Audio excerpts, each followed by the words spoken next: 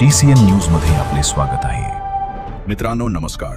आपण सर्वप्रथम TCN news चॅनलला सबस्क्राइब करा, लाईक करा आणि आपल्या मित्रपरिवारात शेअर करा, कारण अशा गंभीर आणि समाजाला हादरवून टाकणाऱ्या घटनांवर आपला आवाज बुलंद करणे ही आपली सामूहिक जबाबदारी आहे। आज आपण एका अत्यंत वेदनादायी आणि संतापजनक घटनेवर सविस्तर चर्चा करणार आहोत। अकोला जिल्ह्यात 6 सप्टेंबर 2025 रोजी गणेश विसर्जनाच्या दिवशी एका 16 वर्षीय अल्पवयीन मुलीवर अत्याचाराची घटना घडली।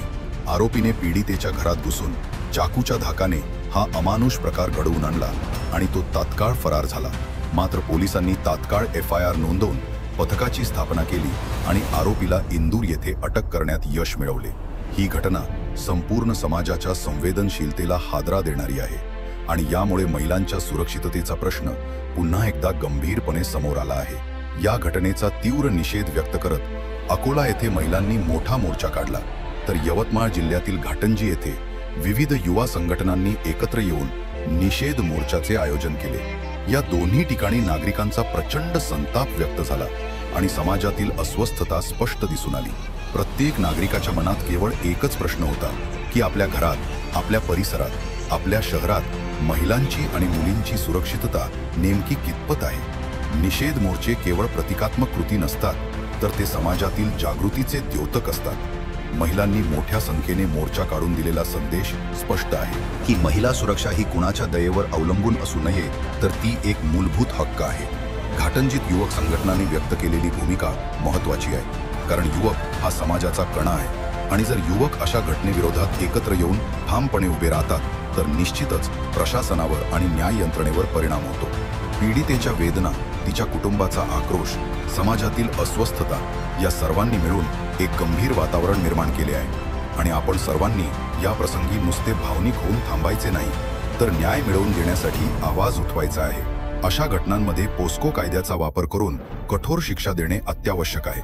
न्यायालयीन प्रक्रियेतील वेग, पोलीस तपासातील पारदर्शकता आणि समाजाची सततची साथ यामुळेच पीडितेला न्याय मिळू शकतो।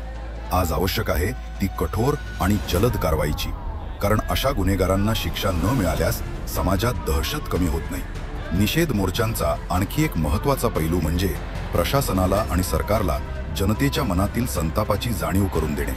अकोला व घाटंजी येथे झालेल्या निषेधातून एक स्पष्ट संदेश गेला आहे की नागरिक अशा घटनांविषयी गप्प बसणार नाहीत। प्रत्येकाला हे उमजले पाहिजे की अशा घटना केवळ कायदेशीर चौकटीत मर्यादित न राहता समाजाच्या नैतिकतेवरही प्रश्नचिन्ह निर्माण करतात।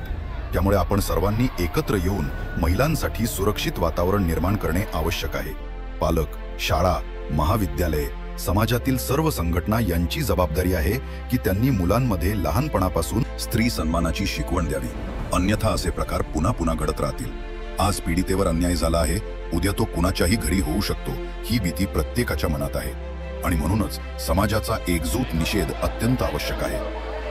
आपण सर्वजण एकत्र आलो तरच बदल शक्य आहे। म्हणूनच मी पुन्हा एकदा आपल्याला विनंती करतो की TCN न्यूज चॅनलला सबस्क्राइब करा, हा व्हिडिओ लाईक करा, आपल्या मित्रपरिवारात शेअर करा आणि महिला सुरक्षेच्या या लढ्यात आमच्या सोबत उभे राहा, कारण हा लढा केवळ एका मुलीसाठी नाही, तर प्रत्येक मुलीसाठी आहे, प्रत्येक आईसाठी आहे, प्रत्येक बहिणीसाठी आहे आणि संपूर्ण समाजाच्या सुरक्षिततेसाठी आहे। भेटूया उद्याच्या नवीन घडामोडींचा।